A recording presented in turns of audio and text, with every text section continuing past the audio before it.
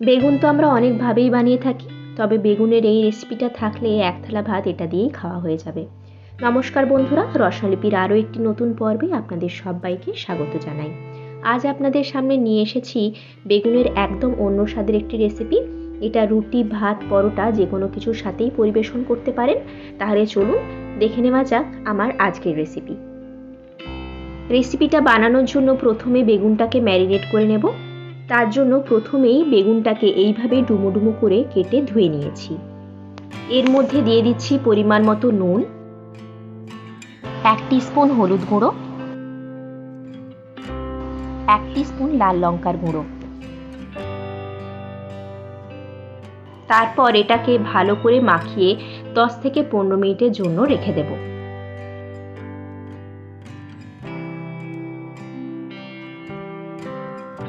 দশ থেকে 15 মিনিট পর কড়াইতে দিয়ে দিচ্ছি 1 টেবিল চামচ সর্ষের তেল। তেলটা ভালো করে গরম হয়ে গেলে ম্যারিনেট করে রাখা বেগুনগুলো দিয়ে দিচ্ছি। বেগুনগুলো দিয়ে 3 থেকে 4 মিনিট হাই ফ্লেমে খুব ভালো করে ভেজে নেব, তবে খুব বেশি ভাজার দরকার নেই।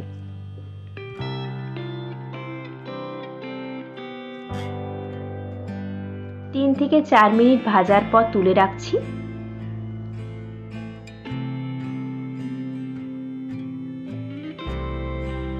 ওই কড়াইতেই দিয়ে দিচ্ছি আরও 1 টেবিল চামচ সর্ষের তেল।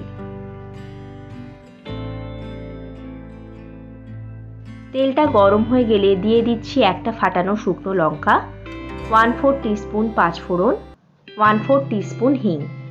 এটাকে ততক্ষণ ভেজে নেব যতক্ষণ না ফোড়নটা থেকে খুব সুন্দর একটা গন্ধ বেরোচ্ছে। ফোড়নটা থেকে খুব সুন্দর একটা গন্ধ বেরোলে দিয়ে দিচ্ছি 1 ইঞ্চি কুচিয়ে রাখা আদা, হাফটা কুচি করে রাখা টমেটো। এটাকে ততক্ষণ ভেজে নেব যতক্ষণ না টমেটোটা একটু নরম হচ্ছে।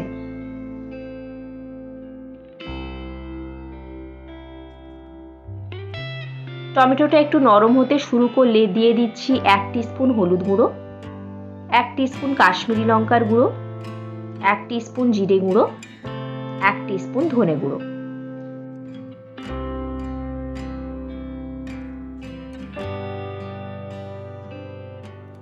সামান্য একটু জল দিচ্ছি যাতে মশলাটা পুড়ে না যায়।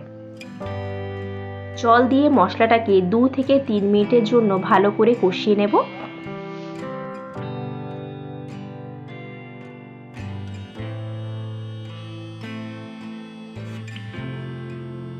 2 থেকে 3 মিনিট কষানো হয়ে গেলে ভেজে রাখা বেগুনগুলো দিয়ে দিচ্ছি। বেগুনগুলো দিয়ে মশলার সাথে খুব ভালোভাবে কষিয়ে নেব।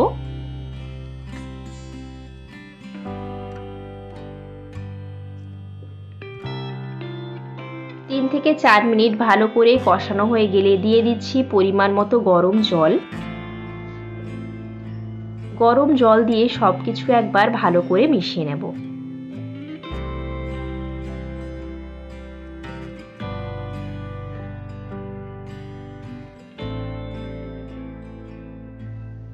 তারপর ঢাকা দিয়ে দিচ্ছি। 3 থেকে 4 মিনিট পর ফিরে এলাম। বেগুনটা বেশ মাখো মাখো হয়ে গেছে।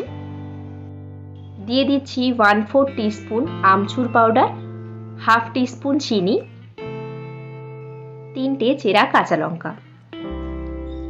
সব কিছু দিয়ে একবার ভালো করে মিক্স করে নেব। তারপর আরও 1 থেকে 2 মিনিটের জন্য একটু ফুটিয়ে নেব।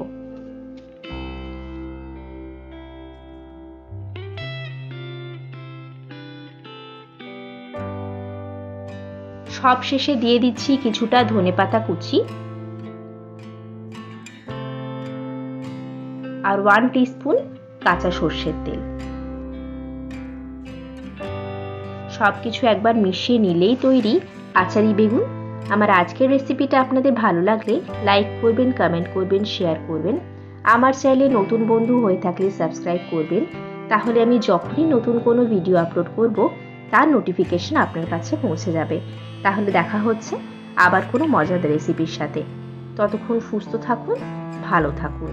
ধন্যবাদ।